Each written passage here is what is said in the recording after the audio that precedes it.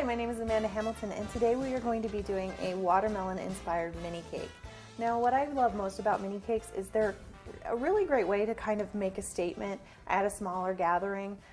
It gives you a little more options, a few more options for decorating than, say, like a single tiered cake. It gives you the option of having the multiple tiers. It makes more of an impact without really kind of overwhelming you with serving. So let's get started.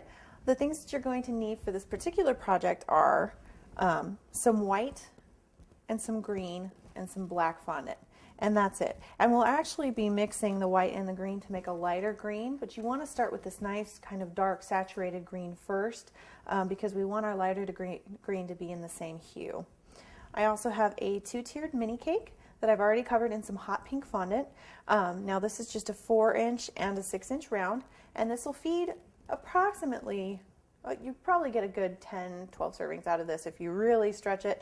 But if your family is like mine, you might get 8. So it just depends on kind of your family, how big you're cutting your slices. But like I said, it's kind of a great way to get a lot of impact with in a small cake. We have some vegetable shortening and some cornstarch, a sharp paring knife,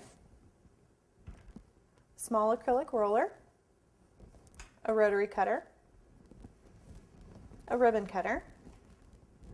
I have a small teardrop cutter. Now this is probably some sort of petal cutter. I can't even remember where I got it, but basically you're looking for something in this general shape and size, just a small teardrop shape, and this is what we're going to be using to make our watermelon seeds. And if you don't have this cutter or you can't find it, you can always cut your seeds by hand. It's a really simple shape.